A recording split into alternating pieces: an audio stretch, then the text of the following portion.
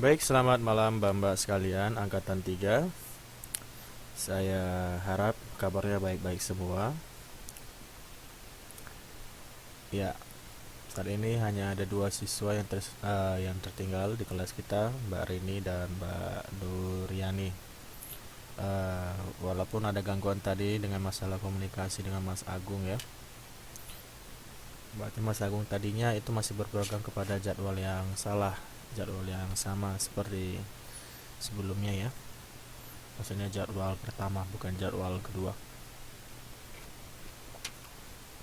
Sebelum kita mulai kelas kita malam hari ini, kita ambil sikap berdoa. Semoga kita mendapatkan hidayah dan manfaat dari pelajaran kita malam hari ini, dan sehingga kita dapat praktekkan dalam kehidupan sehari-hari.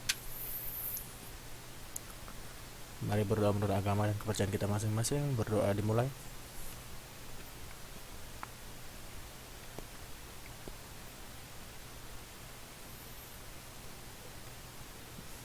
Berdoa selesai. Ya, sebelumnya kita sudah mempelajari bab 1 mengenai kasus-kasus pelanggaran hak asasi manusia dalam perspektif Pancasila. Sedikit mengulangi kembali apa yang sudah kita pelajari.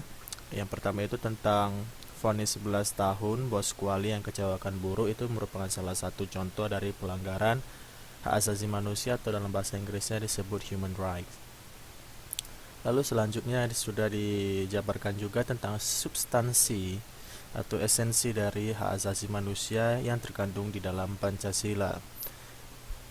Ya, karena hak asasi manusia merupakan hak yang dimiliki oleh setiap manusia.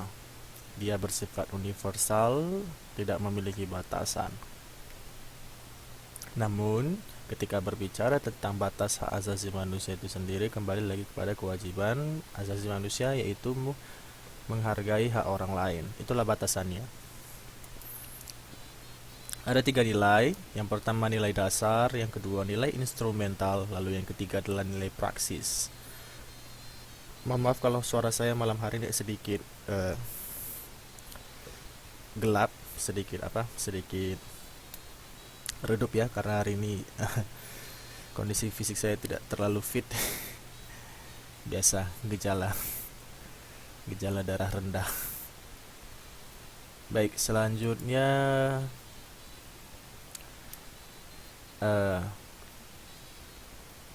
ada info kewarganegaraan. Hak asasi manusia yang memiliki ciri-ciri khusus. Yang pertama hakiki ya, sudah menjadi hakikatnya, sudah ada itu sejak lahir.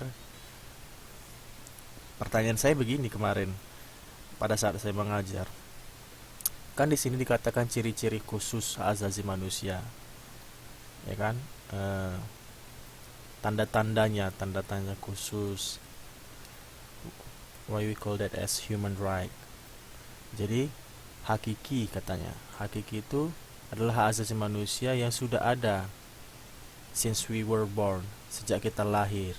Nah, jadi kalau kita belum lahir, kita tidak memiliki hak. Bagaimana menurut mbak-mbak sekalian?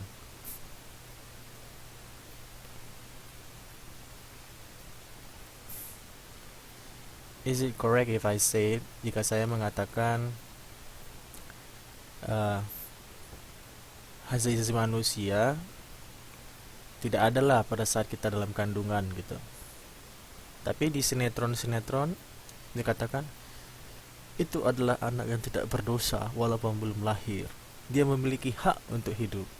Tapi di buku dikatakan bahwa hak asasi manusia adalah hak asasi semua umat manusia yang sudah ada sejak lahir. Jadi sejak lahir, bukan sejak dalam kandungan.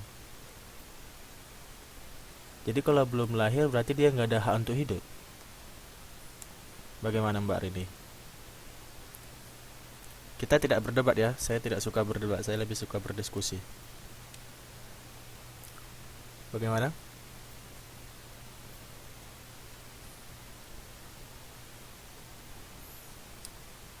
Ada kan Mbak Rini? Nah,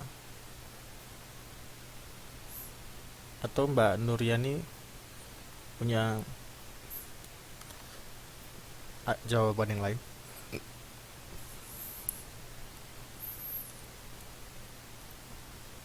Apakah bayi tidak disebut manusia? Sebenarnya itu pertanyaan saya.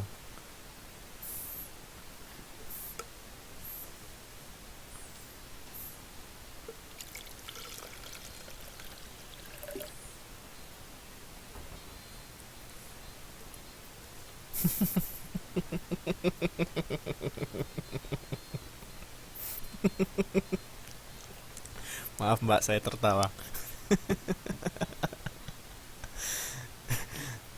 Mbak Rini bilang ada, terus Mbak Nuryani menjawab, saya juga agak bingung Pak katanya. Apalagi saya Mbak.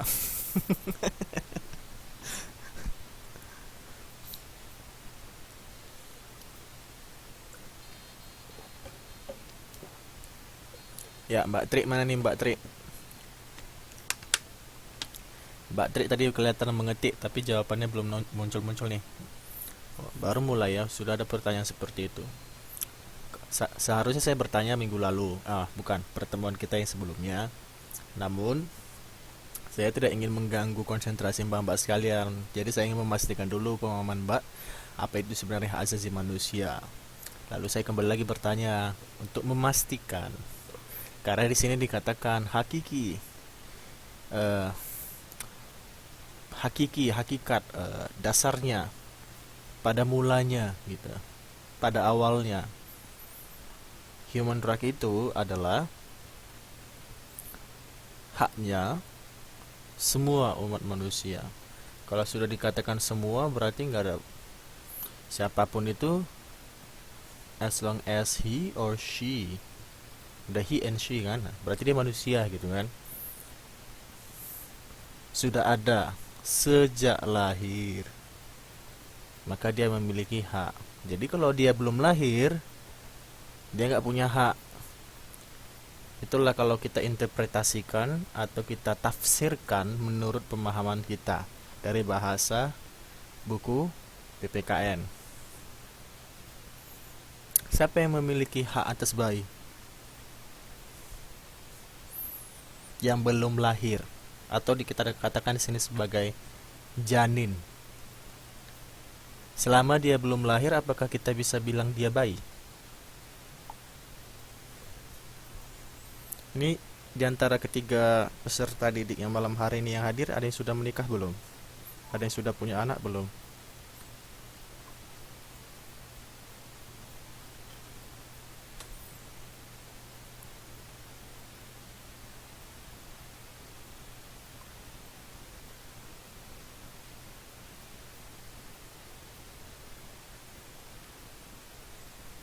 Artinya Mbak Rini setuju ya kalau misalnya apa yang dikatakan buku hak asasi manusia itu bermula sejak lahir, bukan sejak dalam kandungan ya.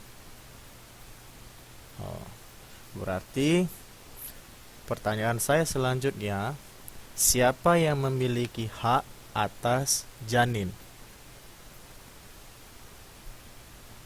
Oh, begitu ya Mbak Rini ya. Dari ortu, siapakah ortu yang dimaksud? Istri atau suami?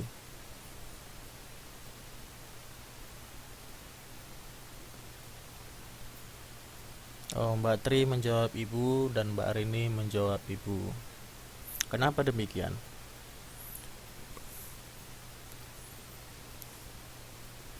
Oke, lalu begini,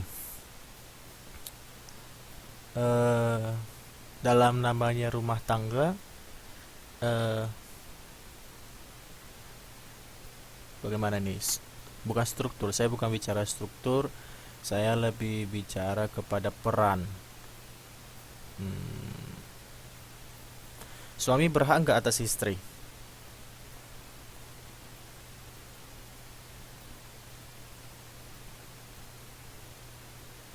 Istri berhak nggak atas suami?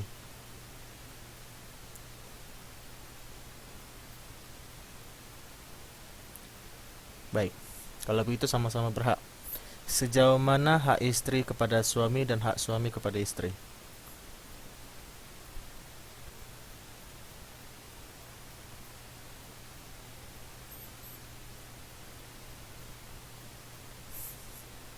Baik, Mbak Nuryani bilang sama. Yang lain?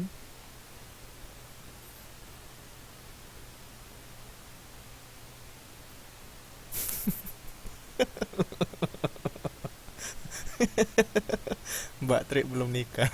Mbak Nuryani sudah nikah, Mbak?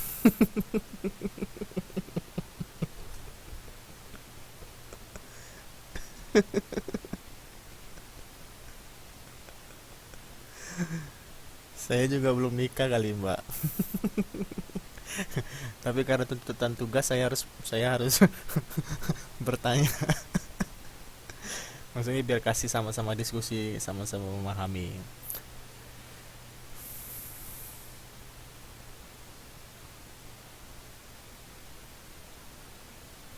Oh, begitu ya, Mbak.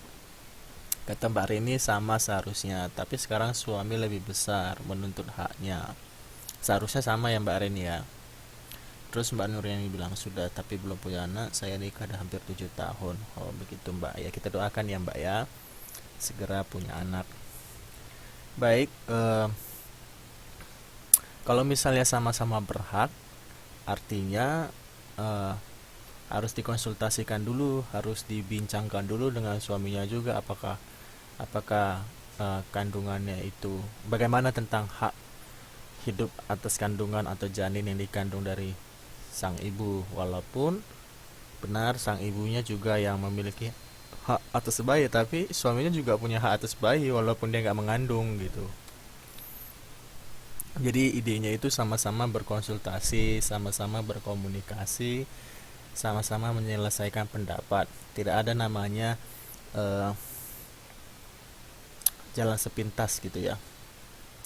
Sejauh sepemahaman saya sebagai seorang yang belum menikah, biar saya ini kan, biar saya highlight kan, biar saya garis atasi gitu. Itu yang saya tahu. Nah, artinya kalau kita kembali lagi kepada buku, hak asasi manusia itu sudah ada sejak lahir ya, sejak lahir. Tapi kalau selama kandungan itu haknya orang tua. Baik, lalu dikatakan universal, hak asasi manusia yang berlaku tanpa memandang status. Ya benar, tidak dapat dicabut, tidak ada yang bisa mencabutnya, karena dia sudah menjadi manusia yang merdeka, independen ya. Tidak dapat dibagi, benar, tidak dapat dibagi. Lalu seperti yang kita telah pelajari, kasus pelanggaran hak asasi manusia. Yang pertama kejahatan genosida, yang kedua kejahatan terhadap kemanusiaan. Lalu penyimpangan nilai Pancasila dalam pelanggaran, yaitu yang TKI asal Brebes ya, yang dianiaya majikan di Singapura. Selanjutnya kasus pelanggaran HAM internasional seperti genosida, kejahatan melawan kemanusiaan, invasi atau the crime of aggression, kejahatan perang atau war crimes. Lalu upaya-upaya apa dalam penyelesaian kasus pelanggaran? Ini sudah kita pelajari, itu terdapat dalam Undang-Undang Nomor 26 Tahun 2000 ya. Baik. Hari ini kita akan melanjutkan pelajaran kita mengenai bab 2. Sebentar saya upload bab 2.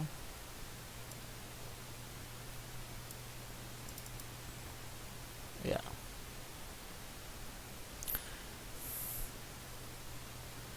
Bab 2 mengenai pengelolaan keuangan negara dan kekuasaan kehakiman. Sebentar ya.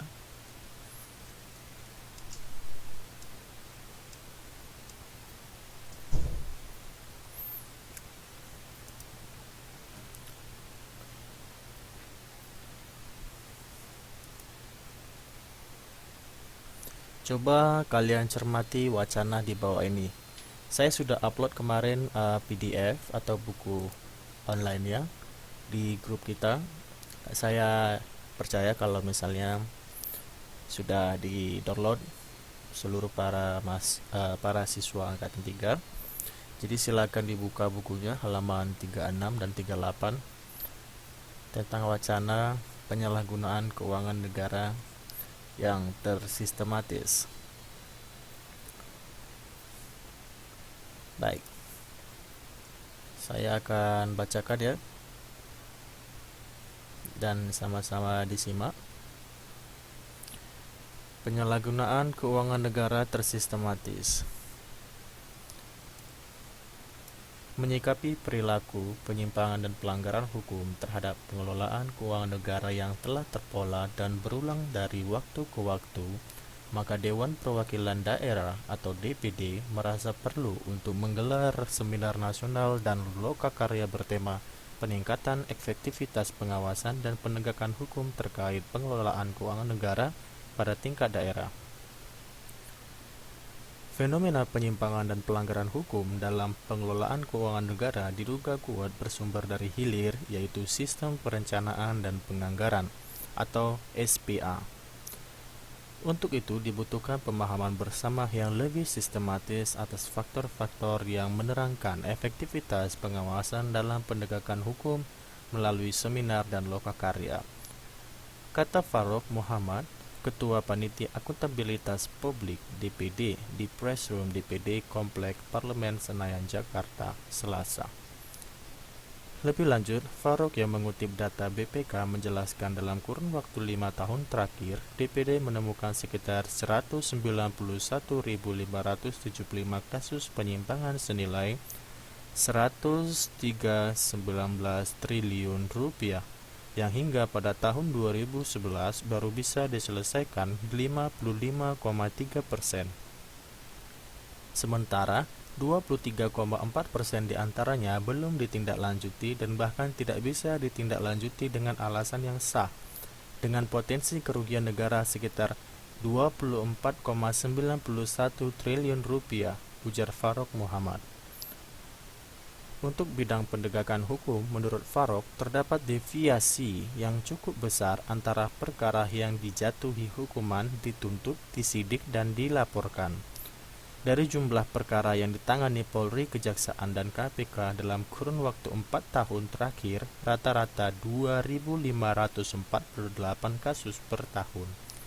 Jumlah perkara yang dituntut rata-rata 1.257 Kejaksaan dan 78 KPK, atau 52,4% yang divonis bebas, sekitar 10% ungkapnya. Data ini menunjukkan sistem penegakan hukum masih belum efektif, tegasnya.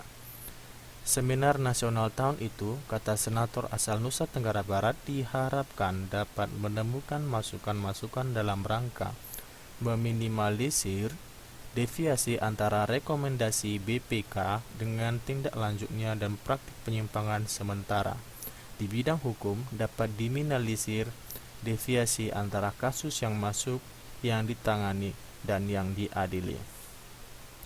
Seminar juga akan mencoba memaparkan fenomena penyalahgunaan keuangan yang disebabkan oleh kekuasaan dan pelanggaran hukum terkait pengelolaan keuangan, mulai dari prinsip-prinsip lemahnya transparansi, benturan, dan multitafsir peraturan perundang-undangan, sistem integrasi yang setengah-setengah, dan peluang hukum yang masih bisa dimanfaatkan untuk penyalahgunaan kekuasaan serta kelemahan sistem atau lembaga pengawasan dalam sistem desentralisasi otonomi daerah, imbuhnya.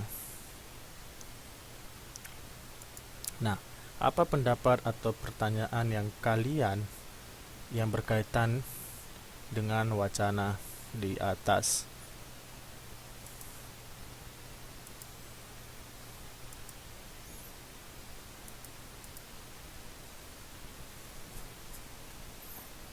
Bagaimana, ada ide?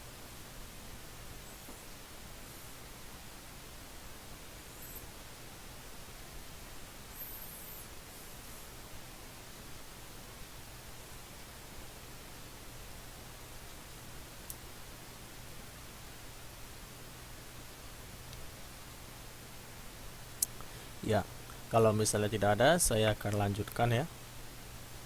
Artinya, dalam informasi atau berita yang sudah dipaparkan melalui jpnn.com, dikatakan bahwa terjadi penyalahgunaan keuangan negara yang sifatnya tersistematis, artinya sudah diatur, sudah direncanakan agar tidak terlalu kelihatan bahwa ada penyalahgunaan keuangan negara.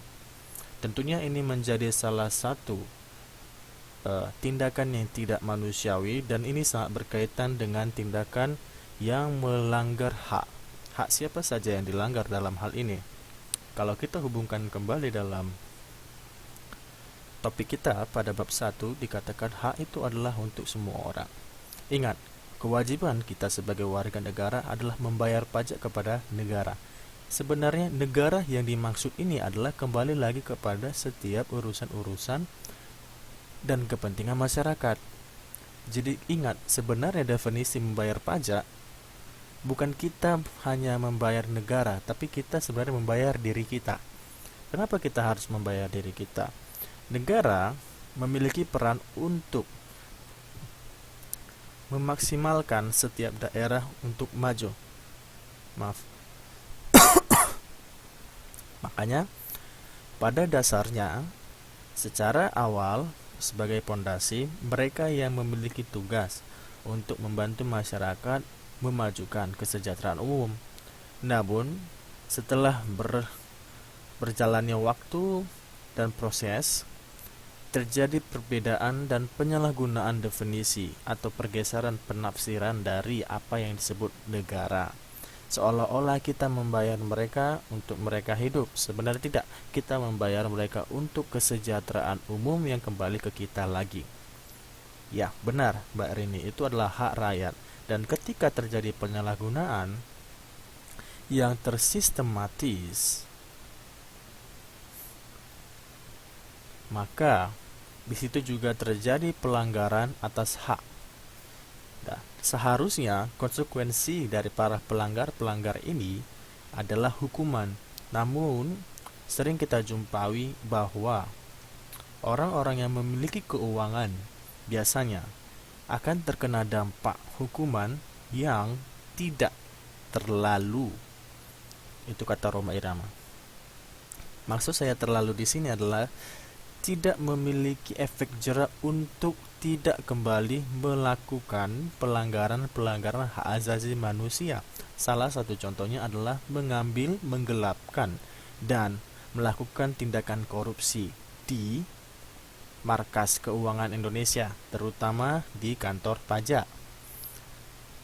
Makanya di sini dituntutlah peran dari BPK. Apa tadi BPK? Ada yang tahu?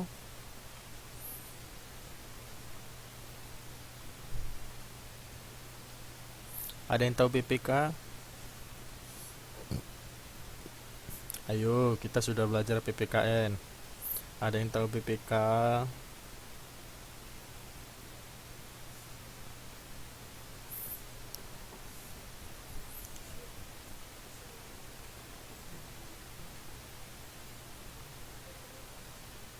Badan Pemeriksaan Keuangan. Ya,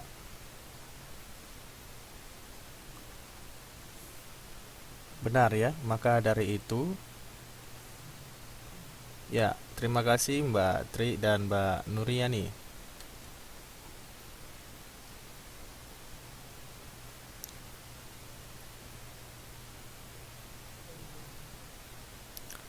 Nah, salah satu tindakan-tindakan yang layak memang dilakukan adalah melakukan lokakarya, seminar, untuk pemahaman bahwa tindakan korupsi tidak harus dilakukan kembali. Dan itu merupakan salah satu tindakan yang bersifat positif. Dan semoga setiap kegiatan atau rencana yang dicanangkan tidak dilakukan secara formalitas saja, seperti tuntutan-tuntutan biasa, namun lebih pasti ke arah yang positif. Maksud saya positif di sini itu akan menjadi yang bersifat rutin, seperti itu ya.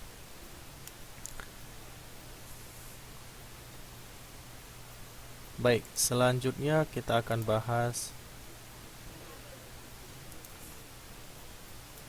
pengelolaan keuangan negara Negara Kesatuan Republik Indonesia. Tentu yang pertama itu adalah ketentuan konstitusional tentang keuangan negara.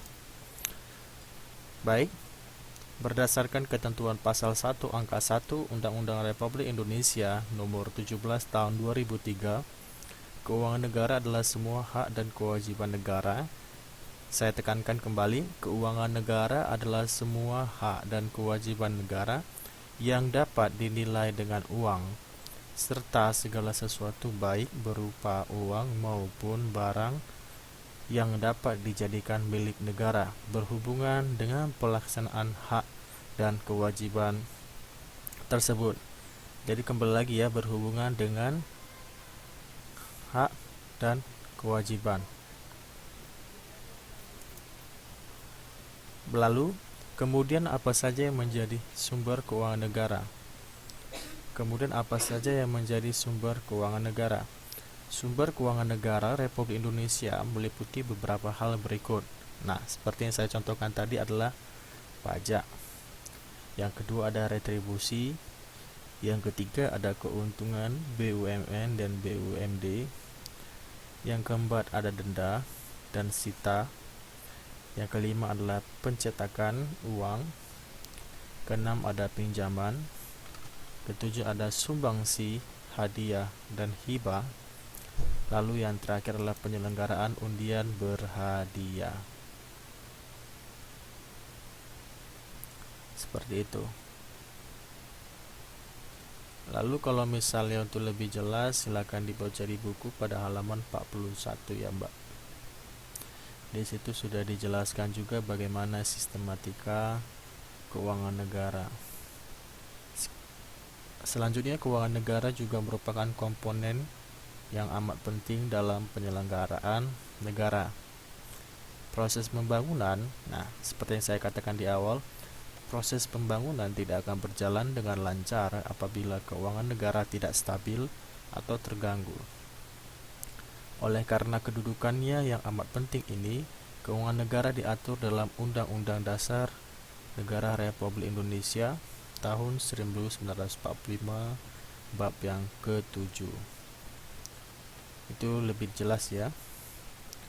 Maka dapat disimpulkan juga, mekanisme penyusunan APBN atau anggaran pendapatan belanja negara menuntut akuntabilitas dan transparansi dalam pengelolaan keuangan negara. Hal ini dikarenakan APBN merupakan salah satu unsur penting untuk kepentingan pembangunan nasional dan ada pada bagian yang berkaitan dengan pembangunan daerah, pembahasan yang dilakukan dengan memperhatikan pertimbangan Dewan Perwakilan Daerah. APBN merupakan gambaran utuh tentang pelaksanaan dan tanggung jawab pengelolaan keuangan negara yang ditujukan untuk sebesar-besarnya kemakmuran rakyat. Pemerintah tidak boleh memaksakan berlakunya ketentuan yang bersifat kewajiban material yang mengikat dan membebani rakyat tanpa disetujui terlebih dahulu oleh rakyat itu melalui wakil-wakilnya di DPR atau Dewan Perwakilan Rakyat. Berkaitan dengan pajak dan pungutan lain yang bersifat memaksa, diharapkan DPR memperjuangkan kepentingan dan aspirasi rakyat, dan agar kepentingan dan aspirasi rakyat menjadi pedoman dalam pengambilan keputusan. Peredaran dan nilai mata uang harus berada di dalam kontrol pemerintah. Jadi pemerintah harus benar-benar mengendalikan nilai mata uang dan peredarannya. Permasalahan keuangan negara tidak hanya diatur dalam Undang-Undang Dasar saja, tetapi diatur pula dalam peraturan perundang-undangan yang derajatnya di bawah Undang-Undang Dasar. Contohnya adalah Undang-Undang Nomor 17 Tahun 2003, Undang-Undang Nomor 1 Tahun 2004, lalu Undang-Undang Nomor 58 Tahun 2005. Negara mempunyai bank sentral atau kita katakan sebagai Bank Indonesia yang mempunyai tugas dan kewenangan tertentu yang ditetapkan oleh undang-undang. Selanjutnya kita membahas bagaimana sebenarnya mekanisme pengelolaan keuangan negara. Seperti yang kita ketahui bersama bahwa Indonesia mempunyai potensi sumber keuangan yang besar. Salah satunya adalah kekayaan alam yang dapat dimanfaatkan sebagai pundi-pundi keuangan negara. Benar ya, Mbak? Lalu seperti yang kita ketahui juga bahwa kita memiliki bahan tambang, hasil hutan, kekayaan laut. Sebenarnya kalau saya baca ini gitu ya. Apa ya? Kaya-kaya sih gitu. Tapi ini nih, para pembesar-pembesarnya ini, bos-bosnya ini nih nggak mau lihat ke bawah, jadi kesal juga sebenarnya kalau saya baca. Bagaimana menurut Mbak Rini? Kayaknya nggak adil gitu. Karena ya kalau bisa saya akui, saya salah satu orang yang memiliki tingkat idealisme yang tinggi. Namun saya selalu mengimbangi dengan realistis. Jadi saya langsung menggunakan rasional saya, sehingga saya tidak akan merasa kecewa gitu. Cuman saya kalau bacanya ini aduh gitu ya. Tapi yalah. Pernah terpikirkan nggak, Mbak? Sedikit dari out of topic ya. Eh, Kenapa ya orang-orang yang menjadi wakil rakyat itu sebenarnya kalau diperhatikan, eh, maaf cakap seperti ini, hanya beberapa yang sebenarnya memiliki kompetensi begini, sekolahnya yang tinggi-tinggi gitu, hanya beberapa. Selebihnya itu kalau misalnya mbak-mbak lihat, maafkan saya kalau saya salah observasi, tapi sepertinya yang saya lihat sisanya itu rata-rata adalah gangster semua gitu. Atau bagaimana menurut pendapat mbak-mbak sekalian? Apakah pengamatan saya salah?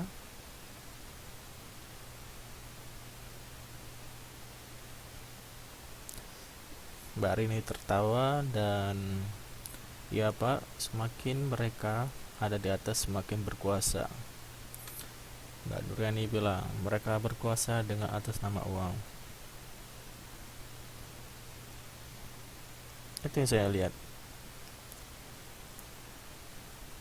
Rata-rata para wakil-wakil yang ada di atas sana yang mewakili kita itu, saya bukan maksudnya menjengkali. Terkadang apakah sebenarnya ketika mereka berada di televisi, siaran televisi yang ya baik itu siaran langsung atau rekaman gitu ya, sometimes saya melihat kalau mereka berbicara itu seperti bukan orang yang eh, mungkin sedikit kasar, tapi saya memang harus mengatakannya, eh, kurang terdidik gitu. Bahasa-bahasa itu terlalu bahasa-bahasa yang bersifat eh, bukan diplomatis. Sebenarnya kalau diplomatis itu bahasanya halus, tapi bahasa-bahasa apa ya, aduh kok bisa lupa saya, terlalu banyak ngeles. Seakan-akan eh, seakan-akan tidak tahu padahal tahu gitu. Makanya kalau saya sudah nonton televisi atau siaran televisi yang ada di Indonesia, apalagi membahas tentang negara, itu waduh, kalau bisa jojol lah, gak usah nonton. Karena mereka nonton-nonton gajinya jalan juga. Mereka bicara-bicara gajinya jalan. Saya nonton-nonton gak ada gaji.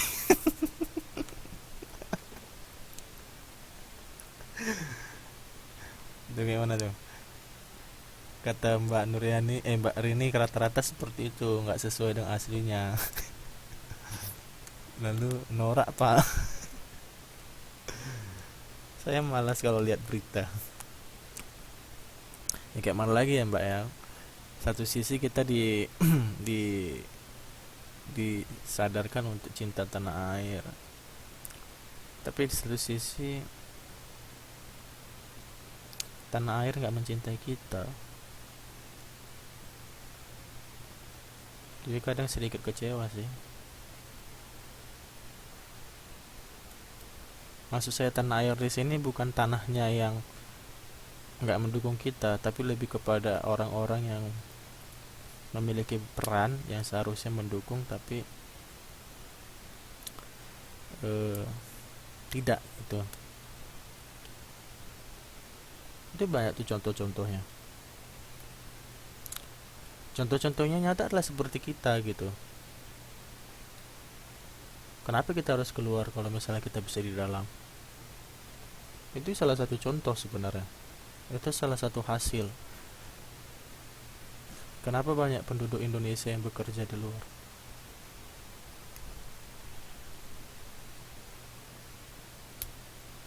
Itu merupakan salah satu contoh.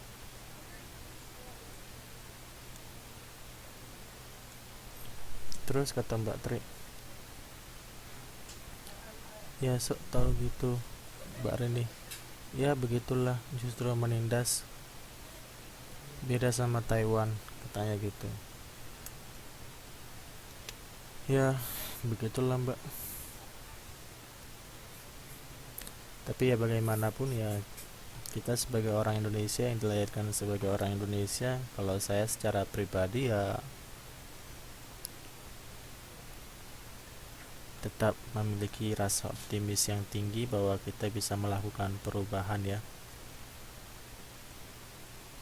apapun itu ya, selama kita memiliki niat yang baik, tujuan yang baik, semuanya bisa kita lakukan dengan baik gitu. Lalu Mbak Rini bilang contoh simpelnya seperti zakat, orang-orang yang bertitel dengan kecukupan tapi miskin bukan dibantu malah diejek. Ya kita doakan sajalah semoga mereka-mereka yang melakukan tindakan-tindakan yang unmoral ya, yang tidak bermoral, diberi ganjaran yang sepantasnya lah ya. Baik, selanjutnya kita akan membahas mekanisme pengelolaan keuangan negara. Jadi di sini dikatakan bahwa kita memiliki pundi-pundi keuangan negara. Selain itu juga negara kita mempunyai sumber keuangan lainnya yang tidak kalah besar seperti pajak, retribusi, keuntungan, lalu sebagainya. Dengan kondisi seperti itu, negara kita mempunyai keuangan yang cukup besar untuk dipergunakan membiayai program pembangunan yang sudah direncanakan. Sumber keuangan negara tidak selamanya memberikan hasil yang optimal. Oleh karena itu, diperlukan tindakan yang amat bijak dalam menggunakan keuangan negara. Dengan kata lain, pengelolaan keuangan negara harus benar-benar efektif dan efisien sehingga program pembangunan dapat dilaksanakan sesuai dengan rencana. Lalu di sini dikatakan Undang-Undang Republik Indonesia Nomor 17 Tahun 2003 tentang Keuangan Negara, terutama pasal 6 ayat 1 disebutkan bahwa Presiden selaku kepala pemerintahan memegang kekuasaan pengelolaan keuangan negara sebagai bagian dari kekuasaan pemerintah. Jadi di sini presidenlah yang memiliki peran penting ya. Dia juga yang memegang kekuasaan sebagai bagian dari pemerintahan. Lalu kalau misalnya kita bisa melihat kembali sebelum kita masuk kepada peran bank sentral, kalau kita bisa melihat kembali dalam pasal 6 ayat 2 Undang-Undang Republik Indonesia Nomor 17 Tahun 2003 tentang Keuangan Negara diuraikan bahwa kekuasaan sebagaimana dimaksud dalam ayat 1 dikuasakan kepada Menteri Keuangan selaku pengelola fiskal dan wakil pemerintah dalam kepemilikan kekayaan negara yang dipisahkan. Dikuasakan kepada menteri, pimpinan lembaga selaku penggunaan anggaran, penggunaan barang kementerian negara lembaga yang dipimpinnya. Diserahkan kepada gubernur, bupati, wali kota selaku kepala pemerintahan daerah untuk mengelola keuangan negara, keuangan daerah, keuangan pemerintah daerah, dan kepemilikan kekayaan daerah yang dipisahkan. Tidak termasuk kewenangan di bidang moneter yang meliputi antara lain mengeluarkan dan mengedarkan uang yang diatur dengan undang-undang. Dari ketentuan tersebut dapat dimaknai bahwa Presiden mendelegasikan kekuasaan atau memberikan kekuasaan dalam pengelolaan keuangan negara kepada Menteri Keuangan, Menteri dan lembaga negara serta kepala daerah, contohnya seperti gubernur, bupati, dan wali kota.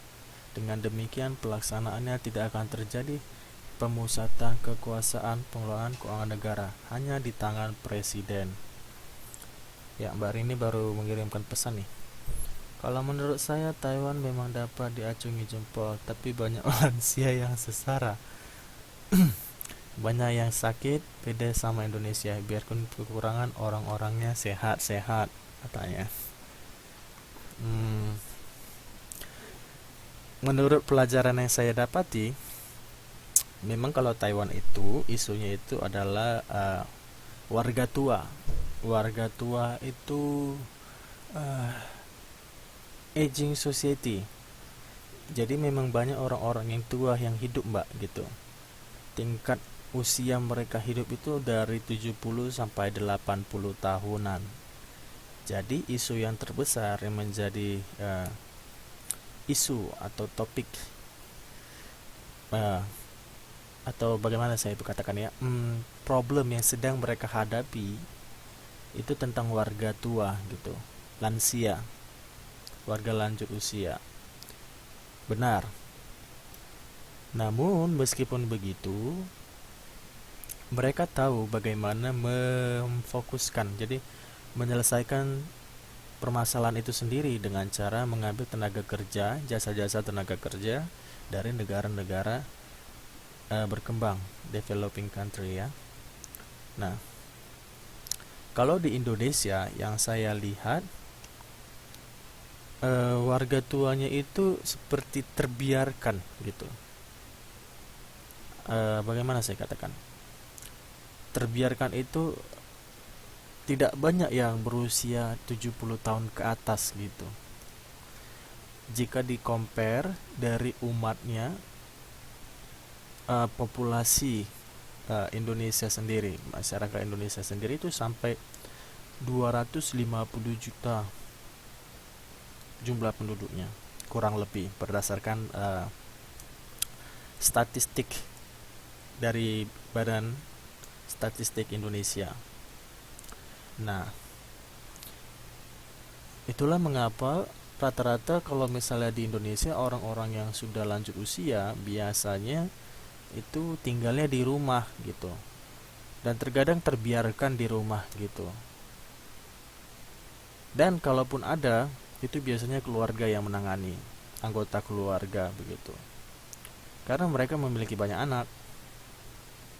Dan itu tidak menjadi salah satu isu, namun akan segera menjadi isu di Indonesia. Karena kalau misalnya kita lihat perkembangan dan situasi dari pertumbuhan penduduk sampai dengan pertumbuhan ekonomi dan lapangan pekerjaan, jumlah angka orang dewasa itu banyak gitu, dan pastinya nanti akan orang-orang dewasa ini, anak-anak muda ini akan segera tua. Dan itu sebenarnya juga salah satu permasalahan atau PR yang harus diselesaikan di masa depan. Contohnya seperti saya saja, saya harus mempersiapkan diri sebelum saya tua. Jadi sudah harus ada persiapan gitu. Contohnya apa yang harus saya lakukan sebelum saya tua gitu. Ya, saya pertama itu ya harus, paling tidak saya harus menabung gitu kan. Jadi tabungan saya itu saya bagi-bagi gitu. Tabungan itu dibagi. Jadi gini, tabungan ini tabungan untuk masa depan, dan masa depan itu dibagi 3 gitu. Tabungan masa depan untuk membangun keluarga, tabungan masa depan untuk hari tua, dan tabungan masa depan untuk warisan. Nah, saya lebih memfokuskan 2 titik. Yang pertama masa depan, membangun keluarga. Lalu yang kedua, hari tua. Karena saya tidak jamin kalau misalnya keluarga saya nanti, keluarga yang saya maksud ini anak-anak saya akan mengurusi saya. Saya menggunakan rasionalitas saya tidak jamin. Lebih bagus saya berpikir secara realistis bahwa saya akan tinggal nanti dengan pasangan hidup saya, dan saya tidak tahu berapa lama, apakah saya duluan akan meninggal atau dia yang duluan akan meninggal, saya tidak tahu. Yang pasti saya harus memikirkan bagaimana nanti di hari tua saya tidak mengganggu anak-anak saya. Nah, jadi kita harus punya plan gitu, punya rencana gitu. Nah, itu yang sedang saya lakukan. Saya membagi-bagi nih, membagi-bagi keuangan. Ya, memang benar, apapun yang direncanakan manusia pasti ada aja yang salah gitu kan, tapi paling tidak saya sudah berusaha dan itu yang saya tabung sedikit demi sedikit.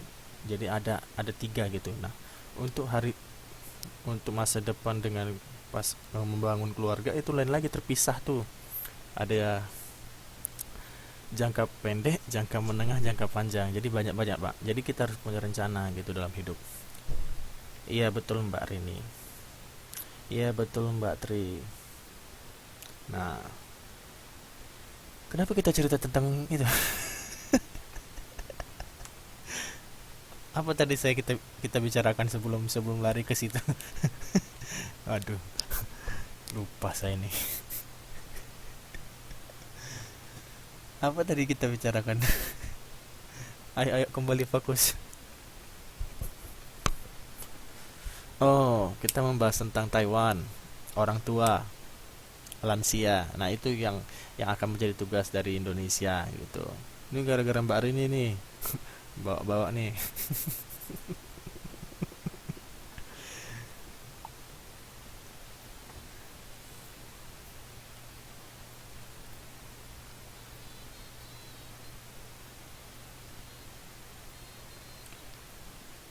Ya, benar ya. Baik, selanjutnya kita kembali ke topik. Bagaimana peran Bank Indonesia? Sebentar ya. Bagaimana peran Bank Indonesia sebagai bank sentral atau bank pusat negara Republik Indonesia? Dikatakan bahwa Bank Indonesia adalah bank sentral atau pusat bank, pusat kas Republik Indonesia. Bank sentral adalah pembina dan pengawas bank. Bank sentral mempunyai wewenang memberi dan mencabut atau mengajukan rekomendasi pemberian izin usaha kepada bank. Selain itu juga bank sentral mempunyai wewenang mengatur dan mengawasi dan mengenakan sanksi kepada bank. Keberadaan Bank Indonesia diatur dalam Undang-Undang Dasar Negara Republik Indonesia tahun 1945 pasal 23D yang menyatakan negara memiliki suatu bank sentral yang susunan dan kedudukan, kewenangan, tanggung jawab dan independensinya diatur dengan undang-undang. Nah, dari ketentuan tersebut dapat disimpulkan bahwa Republik Indonesia mempunyai satu bank sentral, yaitu Bank Indonesia yang memiliki kantor perwakilan di setiap daerah.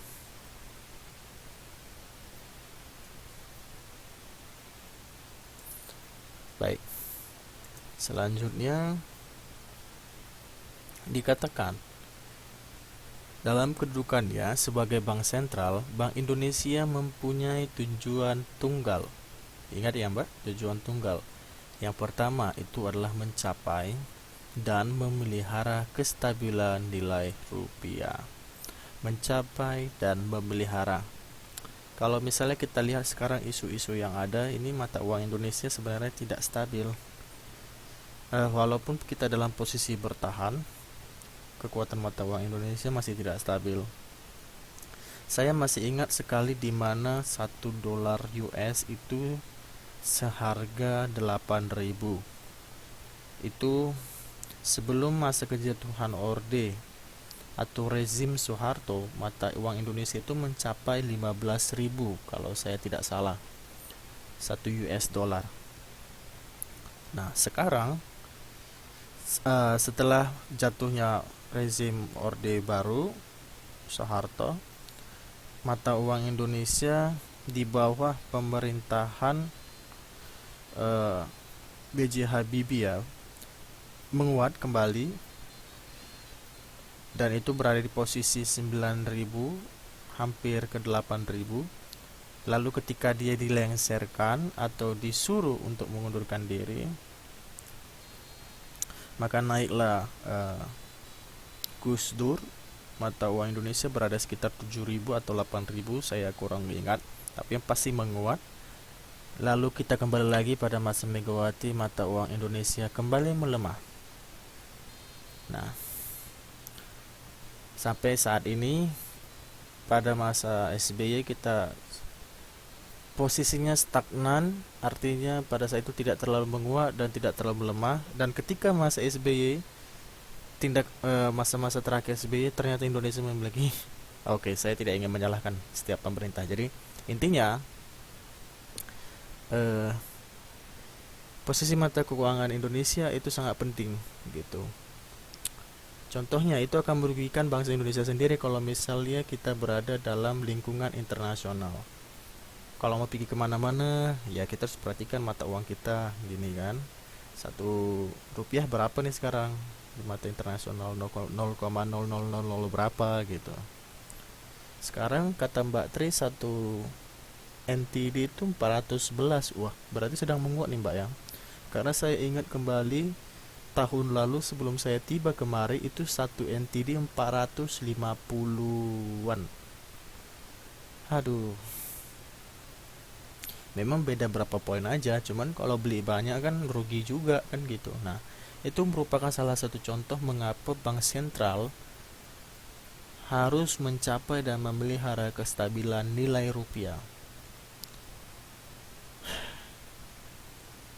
Makanya enaknya dari negara-negara lain gitu, terutama negara-negara maju, kalau misalnya mau pergi bertamasya ya, berkeliling dunia gitu ya, atau dalam bahasa istilah profesional dia mengunjungi gitu ya, sebagai turis enak gitu ya, diganti aja kalau misalnya mereka datang ke negara-negara yang berkembang gitu kan. Wah, Mbak Reni, iya Mbak Nuriani bilang tahun kemarin mahal, iya. Lalu Mbak Reni bilang, wah 412, oke masih beda tipis Mbak, 411, 412 daripada 450 Mbak. Gimana tuh?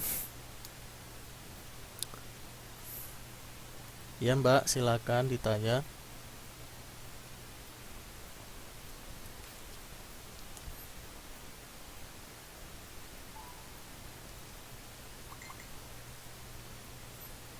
Apa yang mau ditanya Mbak?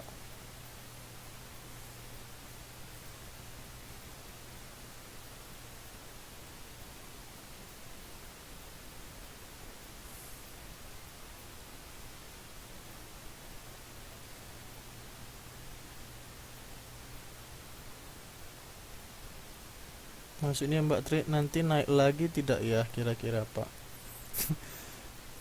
Mata uangnya? Ya saya doakan supaya mata uang Indonesia menguat. Karena saya ingat beberapa artikel mengatakan setahun yang lalu, 2 tahun yang lalu sebelum saya berangkat, 1 tahun yang lalu, mata uang Indonesia 1 NTD itu ya, ya ya, maaf, 1 NTD itu 300, bergeser 380-an. Jadi saya mendoakan segitu. Namun kalau saya berbicara tentang egosentrisnya saya berdoa mata uang Indonesia melemah.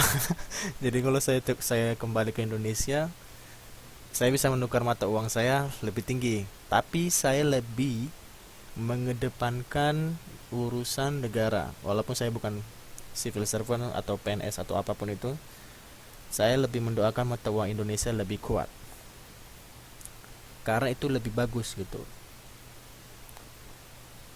daripada mata uang Indonesia melemah. Saya lebih mengedepankan masa depan daripada masa saya sekarang. Karena untuk kualitas pendidikan itu sangat berguna. Kasihan anak-anak Indonesia yang ada di luar negeri gitu, atau orang-orang tenaga kerja, calon tenaga kerja yang akan dikirim ke luar negeri akan membayar lebih mahal gitu kalau misalnya mata uangnya lebih rendah. Itu. Apapun itu. Jadi saya tidak mementingkan diri saya sendiri, tapi kalau berbicara egonya saya mau itu, tapi kembali lagi ke sisi saya yang lebih tahu siapa saya lebih mendoakan Indonesia mata uangnya menguat, tidak melemah. Apapun itu. Karena hidup ini bukan hanya untuk kita aja, Mbak. Hidup ini juga untuk orang lain. Orang lain yang saya maksud ya tidak usah jauh-jauh gitu. Contohnya mungkin suatu saat nanti gitu kan, ada aja itu dari keluarga kita yang akan pergi keluar atau berurusan dengan pemerintahan atau apapun itu. gitu. Tidak usah jauh-jauh. Kalau mau jauh-jauh ya itu tadi, calon-calon tenaga kerja, calon-calon mahasiswa yang akan studi ke luar negeri, baik itu disubsidi kalau betul disubsidi pemerintah. Tapi kalau bagaimana mereka biar ruang kuliah sendiri, bagaimana mereka harus bayar eh, pembayaran registrasi untuk bekerja di luar negeri, mereka harus bayar gitu. Nah, itu kan tergantung pangsa pasar juga gitu, pasar internasional dan nilai kekuatan mata uang kita di internasional. Dan itu kembali lagi, makanya saya bilang tadi, saya lebih mendoakan itu daripada urusan saya. Itu juga urusan saya pun gak ada yang tahu kan. Maksud saya, se- sebagai seorang guru PPKN, kepentingan pribadi di bawah kepentingan bersama. Jadi yang ditamakan adalah kepentingan bersama. Oke, saya baca dulu nih komentar-komentarnya. Mbak Arini bilang kalau kayak jasa pengiriman uang itu apakah harus berhubungan dengan bank sentral ya Pak? Sama aja biar pemenguat barang-barangnya juga mahal, kata Mbak Arini. Iya betul juga Pak, kata Mbak Arini. Mbak Tre, iya Pak. Mbak Nureni, kalau kirim uang melalui jasa pengiriman lebih kecil daripada lewat bank-bank. Misalnya toko Indo 410, di bank 414. Semua kembali ke pasar, kata Mbak Rini. Setiap toko Indo punya ketentuan, Mbak. Pada dasarnya itu kembali lagi ke pasar. Begini, sejauh pengamatan yang saya ketahui, kalau kita mengirim uang ke dalam negeri dari luar negeri, mereka akan melihat berapa nilai mata uang Indonesia. Nah, biasanya itu akan mengikuti laporan-laporan dari Bank Sentral Indonesia, yaitu Bank Indonesia. Contohnya, saya mau mengirim uang ke Indonesia melalui jasa A, gitu kan. Nah, kawan saya mengirim uang melalui jasa B, dan kawan saya yang lain jasa C. Saya mengirim uang di jasa A, saya tahu kalau misalnya satu entity itu misalnya 400 gitu, dari internet, dari informasi yang saya dapat melalui website Bank Sentral Indonesia. Bank Indonesia maksud saya, nilai tukarnya berapa. Nah, mereka mengatakan nilai tukarnya itu 400 gitu. Nah, jasa A saya menjual mengatakan gini, satu entity itu 405 gitu. Karena mereka harus mengambil untung. Bagaimana mereka, walaupun mereka mengatakan jasa pengiriman, pasti mereka juga mau untung gitu. Untung di sini jangan didefinisikan negatif, Mbak. Ya mereka juga butuh, mereka membuat pekerjaan untuk mendapatkan hasil kan gitu. Ibaratnya seperti menjual barang juga gitu. Jadi mereka menjual jasa. Jadi 405 gitu kan. Nah, jadi mereka dapat untung 5 poin gitu. Nah, belum lagi biaya pengiriman itu kan terpisah lagi. Mereka kan harus bayar biaya pengiriman lagi. Nah, jasa pengiriman ini bayar lagi ke dalam jasa pesawat apalah segala macam itu kan, atau antar bank gitu. Nah, ya udah, ujung-ujungnya jadi berapa? 410 gitu misalnya. Atau ada juga gini, misalnya saya di jasa A tadi 405, terus biaya pengirimnya berapa Mbak gitu kan. Biaya pengirimnya itu sekitar 500.000 gitu misalnya. Ya udah. Nah, di jasa pengiriman B, kawan saya mengirim uang, dibuat di situ satu entity 450 sudah ikut dengan biaya pengiriman misalnya. Nah, beda lagi kan. Nah, di jasa C gitu, satu entity itu biayanya 430 dan biaya pengiriman terpisah gitu. Nah, lain-lain Mbak. Nah, seperti itulah. Tapi pada intinya mereka akan melihat kembali ke nilai mata uang dari Bank Indonesia gitu. Jadi itulah tadi, makanya peran Bank Indonesia ini sangat penting gitu. Mereka tidak hanya diperhatikan oleh satu lembaga. Oh ya, silakan Mbak.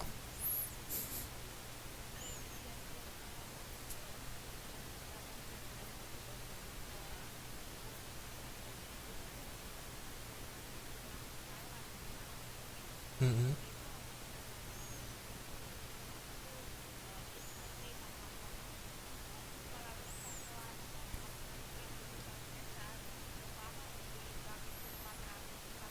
Mhm. Mhm.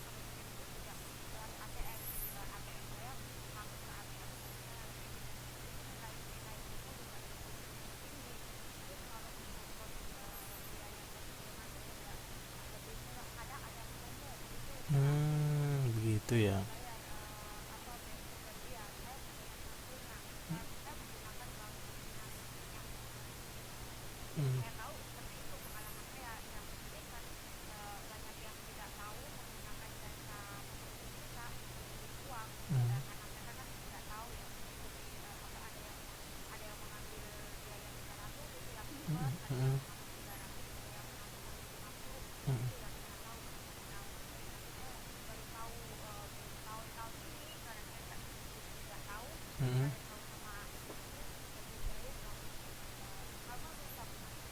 Mm-mm.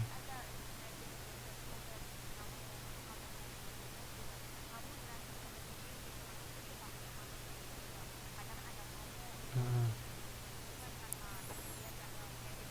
Mm-mm. Mm-mm.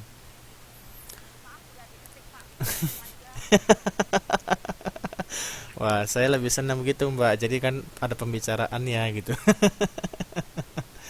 Oh, by the way, pakai bank apa, Mbak? Oh. Mhm.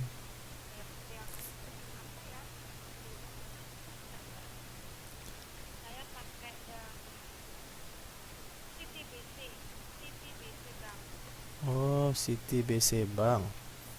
Baru dengar saya nih.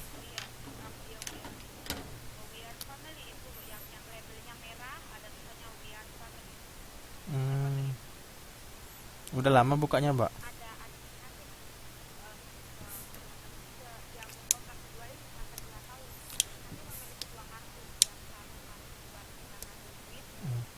Hmm,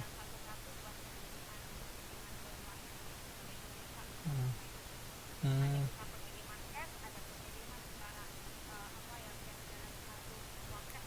hmm. Oh, berarti kemarin pas ngirim itu nilai tukarnya lebih tinggi gitu ya, Mbak?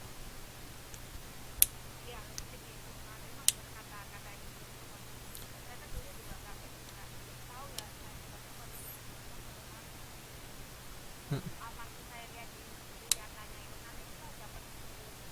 hmm, hmm, hmm, hmm, hmm.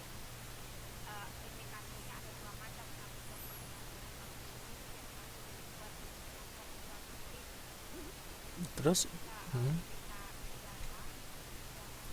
hmm, hmm, hmm,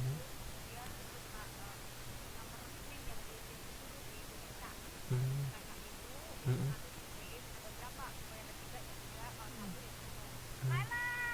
hmm, hmm.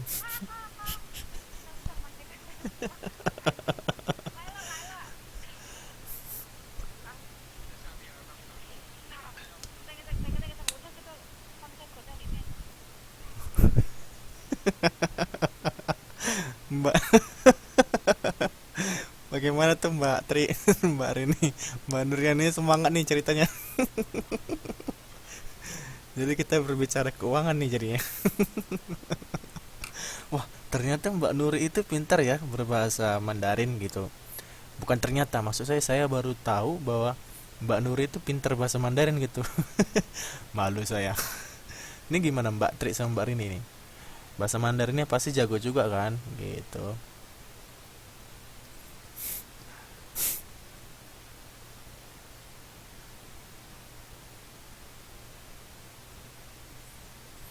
Ini saya baca dulu pesan-pesan komennya nih.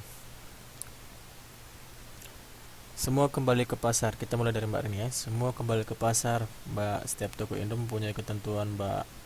Ya betul tuh Pak. Wah, aku juga mau ikut. Ah, aku daftar dong.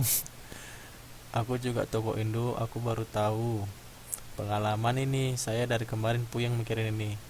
We are family, Cina Trust. Dulu Bang Cina Trust saya tak buang. Kenapa dibuang Mbak Rini? Saya aja nggak jadi kirim. Kenapa Mbak Tri? Mbak Rini, Mbak Nuri ads aku. Mbak Tri, hahaha, kaget. Mbak Rini, saya baru mau merintis pengiriman uang, tapi saya nggak tahu banget bagaimana memulainya.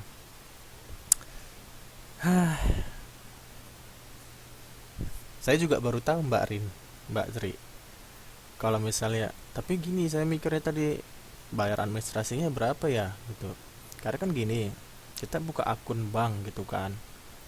Nah, lalu tuh akunnya gimana gitu. Pertama saya bertanya kredibilitas banknya gimana. Apakah itu bank yang sudah legal di Taiwan? Apakah itu bank Taiwan atau bank swasta? Kalau bank swasta dia berasal dari mana?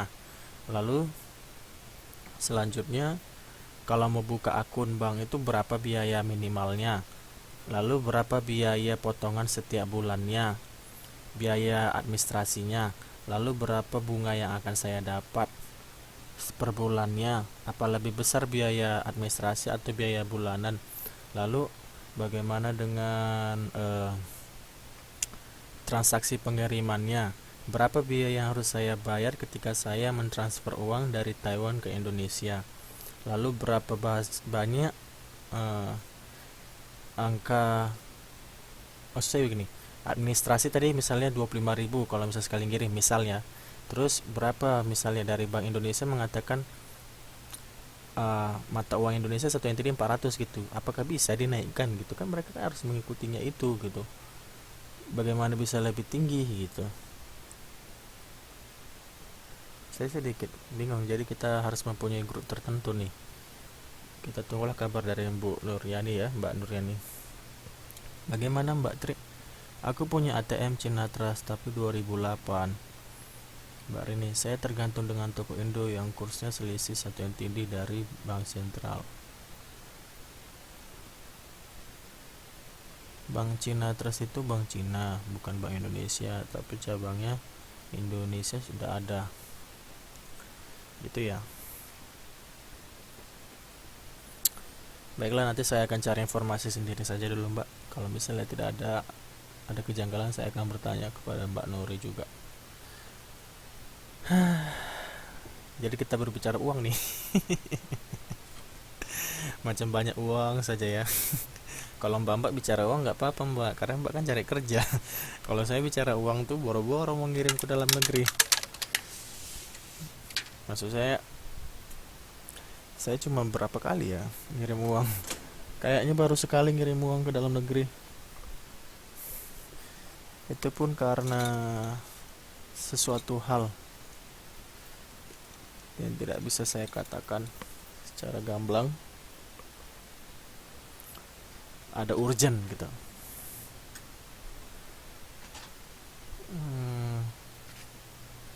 Kita ambil waktu rehat 5 menit ya Mbak. Jadi istirahat sebentar.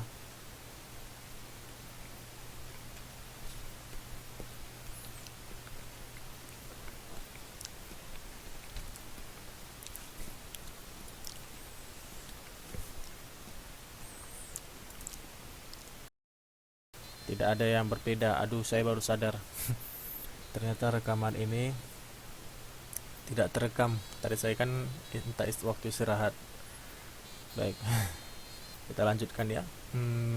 Ya, harus balance, harus seimbang. Lalu bagaimana peran dari lembaga peradilan pelaksanaan kehakiman? Itu ada di halaman 62 lebih jelasnya. Namun saya akan baca secara singkat saja. Perannya masing-masing itu dalam lingkungan peradilan umum, yaitu mengadili pada tingkat kasasi terhadap putusan yang diberikan pada tingkat terakhir oleh pengadilan di semua lingkungan peradilan yang berada di bawah Mahkamah Agung, kecuali undang-undang yang menentukan lain. Menguji peraturan perundang-undangan, lalu terhadap undang-undang. Lalu di lingkungan peradilan agama, seperti yang kita ketahui, itu akan disesuaikan dengan perkara pada tingkat pertama. Orang-orang yang biasanya atau lebih difokuskan kepada yang beragama Islam di bidang perkawinan, waris, wasiat, hibah, wakaf, zakat, infak, sedekah, dan ekonomi syariah. Kalau di lingkungan peradilan tata usaha negara itu biasanya tentang sengketa tata usaha negara ya, dalam bidang tata usaha negara antara orang atau badan hukum perdata dan badan atau pejabat tata usaha negara. Lalu di lingkungan peradilan militer itu biasanya membahas atau yang berkaitan tentang kemiliteran di anggota TNI dan sebagainya. Lalu di bagian Mahkamah Konstitusi ini biasanya mempunyai 4 kewenangan dan 1 kewajiban ya. Contohnya menguji undang-undang, ini berkaitan tentang uji. Jadi kalau misalnya kita lihat dalam kasus-kasus partai politik ini akan dikembalikan diajukan pada tingkat Mahkamah Konstitusi. Lalu memutus sengketa kewenangan lembaga negara yang kewenangan ini diberikan oleh Undang-Undang Dasar. Lalu memutus pembubaran partai politik. Nah, seperti yang saya baru jelaskan tadi, ini berkaitan tentang partai politik, lalu memutus perselisihan antar hasil pemilu umum. Jadi dalam hasil pemilihan umum, kalau misalnya tidak senang, diajukan tingkat banding pada Mahkamah Konstitusi. Inilah perannya ya. Lalu ada kewajibannya, wajib memberikan putusan atas pendapat DPR atau bahwa presiden atau wakil presiden diduga telah melakukan pelanggaran hukum berupa pengkhianatan terhadap negara, korupsi, penyuapan dan tindak pidana pihak lainnya, telah melakukan perbuatan tercela, tidak lagi memenuhi syarat sebagai presiden dan wakil presiden. Itu adalah empat kewenangan dan satu kewajiban. Lalu habis. Jadi begitu tentang pengelolaan keuangan negara dan kekuasaan kehakiman. Kembali lagi, kalau keuangan negara itu siapa yang mengelola? Ayo, pertanyaan saya singkat. Siapakah yang mengelola keuangan negara dan mengatur stabilitas nilai mata uang negara? Gampang pertanyaan saya.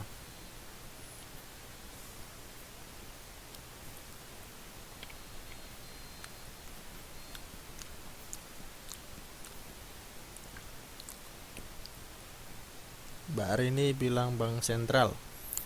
Bank sentral yang dimaksud adalah bank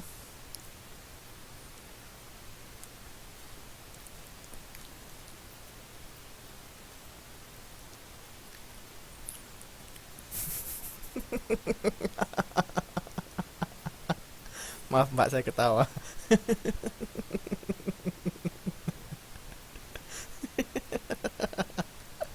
Saya bukan bermaksud mengejek, tapi saya ada yang lucu gitu. Saya salah baca. Saya pikir maksudnya BPK itu bapak gitu. Lain kali ditulis dalam huruf besar ya Mbak, jadi saya tidak salah baca.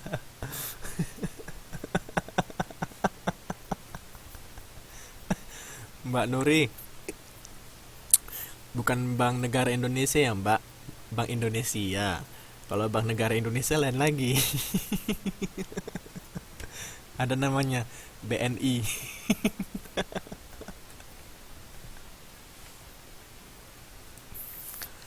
Iya benar, BI ya. Bukan tulus Mbak, tulis. Tuh Mbak Nuri sama-sama baca bapak tuh kan. Iya, saya tahu. Saya paham Mbak Nuri bermaksud untuk mengatakan Bank Indonesia. Ya benar. Ya, paling tidak sama-sama mengerti ya. Jadi saya sudah tahu kalau Mbak sekalian mengerti. Lalu sebutan lain dari kekuasaan kehakiman, apakah itu?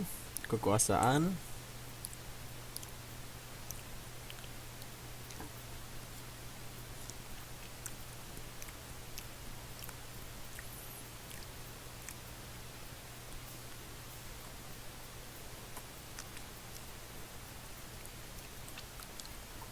sebutan lain dari kekuasaan kehakiman. Tadi saya bilang ada 3 lembaga negara di Indonesia, atau 3 grup, 3 kelompok. Yang pertama eksekutif, kedua legislatif, dan ketiga itu Mahkamah Agung. Ya betul, itu adalah salah satu contoh kekuasaan kehakiman.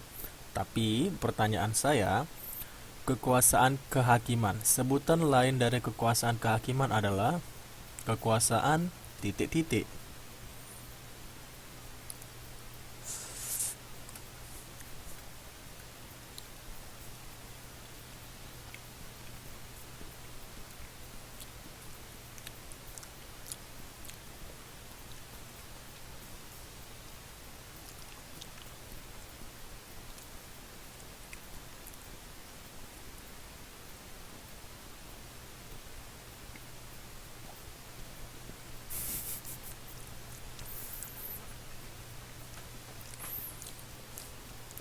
Iya, tadi kan saya sudah sebut di legislatif, eksekutif, diplomatif nggak ada ya Mbak. Jangan ditambah-tambah ya Mbak. Ya, satu lagi apa, Mbak? Tadi kan saya sudah sebutkan, jangan disebutkan lagi, Mbak. Legislatif, eksekutif, dan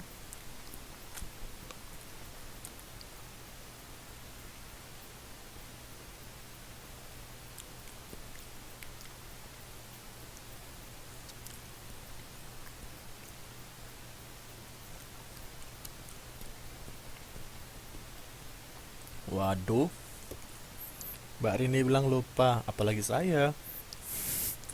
Saya amnesia langsung, Mbak.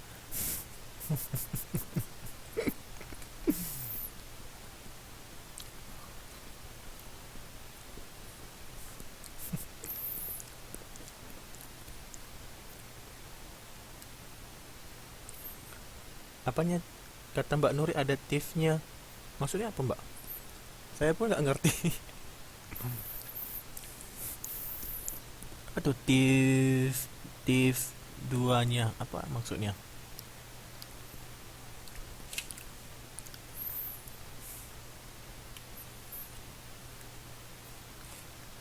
Sebutan lain dari, nih saya bantu ingat. Eksekutif, sebutan lainnya lembaga pemerintah yang menjalankan pemerintah. Legislatif, lembaga yang membentuk undang-undang dasar, mengatur. Itu legislatif. Lalu yang ketiga, titik-titik tentang kehakiman. Oke, saya bantu untuk diingat. Lembaga titik-titik lembaga titik-titik tif gitu.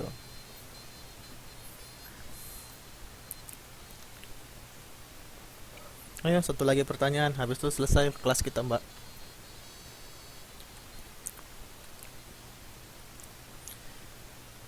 Satu pertanyaan, habis itu selesai kelas kita.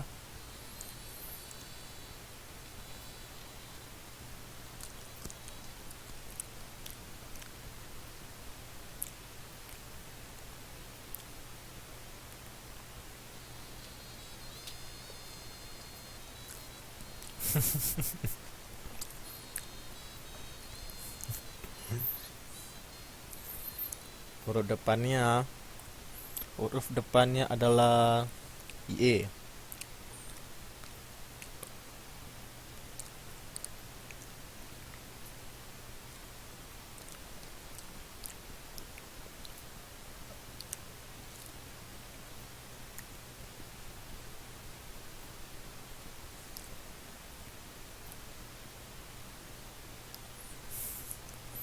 Hampir tepat. Sedikit dikoreksi. Ada yang bisa mengkoreksi?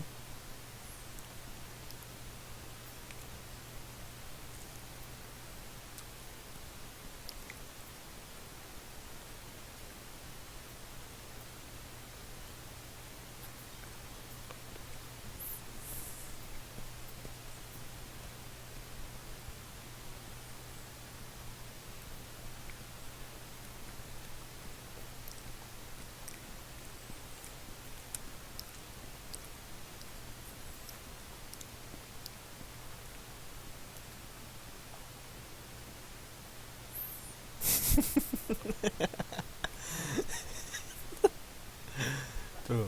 Betul, Mbak Rini ya. Untuk melengkapi pernyataan dari Mbak Nuri. Mbak Nuri juga sebenarnya hampir benar. Saya tahu maksud tujuannya mau mengatakan judikatif.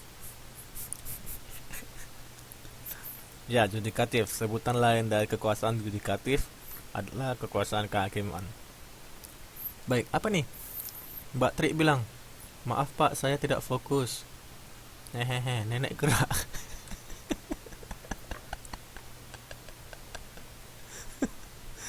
Tuh kata Mbak Nuri, kalau nggak gerak mati kata Us. Tuh kata Mbak Rini, alhamdulillah neneknya udah bisa gerak Mbak Tiri katanya. Mbak Tri. Ya syukur ya Mbak, masih gerak gitu. Kita doakan supaya panjang umur. Memang neneknya sakit Mbak? Serius mbak? Mbak Rini kok tahu? Ini mbak-mbak ini sudah pernah jumpa belum? Menurut saya sudah saling pernah mengunjungi gitu tempatnya masing-masing. Wah, belum.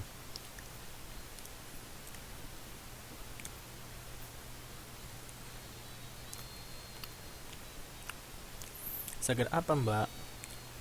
Ini kenapa belum semua? Jadi eh, satu sama lain di angkatan 3 belum ada yang saling kenal. Maksudnya sebelum belum pernah jumpa gitu. Oh, oh, sakit stroke.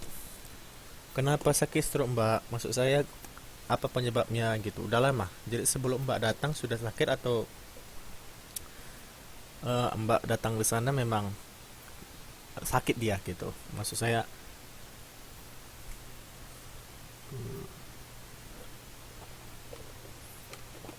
oh pasti ada yang ini ya. Apa penyebabnya? Stroke-nya stroke apa mbak?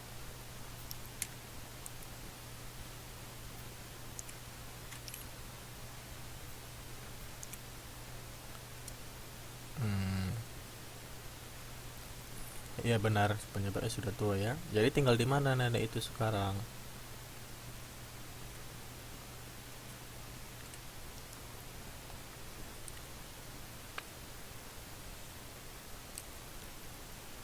Apa tutup kelpaka? Maksudnya tinggal sama anaknya gitu.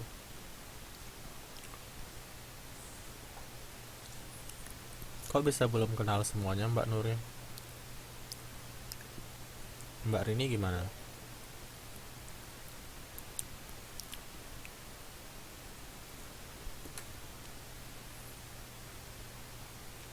Oh, tuh kan.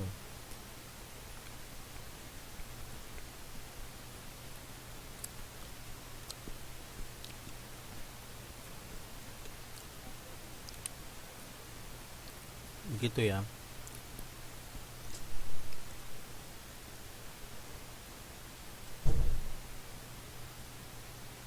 Hmm.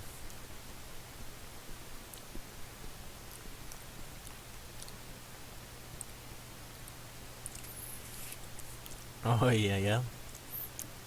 Tiap hari tak colekin, tak suruh masuk kelas. Betul-betul mbak. Pasien saya yang sekarang kata Mbak Nurin stroke separuh, masih muda lagi, penyebabnya jatuh ke paru. Nah, berdasarkan informasi yang saya ketahui, kalau kita mandi kan Mbak, ternyata ada polanya juga untuk mencegah terjadinya stroke. Ini hanya secara medis gitu, tapi ya bisa juga lah untuk mencegah apa salahnya. Memang kan masalah takdir usia kan hanya Tuhan yang tahu, tapi paling tidak kita lebih peka gitu kan. Jadi katanya kalau mandi itu diusahakan jangan langsung kena kepala katanya. Jadi itu harus dimulai dari kaki, maksud saya telapak kaki, baru badan, tubuh, barulah kepala. Karena katanya kalau dari kepala langsung, kan otak kita itu kan lagi panas, belum kena air. Jadi kalau langsung dijeburkan, itu otak kita langsung membeku katanya gitu. Dingin, aliran darahnya langsung pelan gitu. Dan itu yang memberikan resiko cepat apa? Cepat ini, cepat apa namanya? Cepat terjadi reaksi yang tidak diinginkan. Ya sudah habis mbak, sudah habis. Jadi sebelum kita mengakhiri kelas kita, ada baiknya kita juga berdoa ya menurut ajaran agama dan kepercayaan kita masing-masing karena kelas kita berjalan dengan apik. Dan saya minta kepada sekretaris untuk mengirimkan daftar nama absensi untuk hari ini ya. Baik, berdoa dimulai. Berdoa selesai. Jadi saya rasa demikianlah kelas kita pada malam hari ini, dan kita akan lanjutkan pada pertemuan selanjutnya berdasarkan tanggal yang sudah ditentukan. Nanti saya informasikan, kalau saya tidak salah ingat itu sepertinya tanggal berapa ya.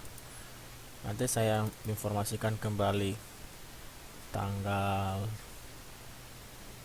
8 Oktober hari Sabtu. Baik, terima kasih mbak-mbak sekalian. Selamat malam dan selamat melanjutkan aktivitas. Ya, kalau mandi jangan lupa dimulai dari kaki, mbak. One on.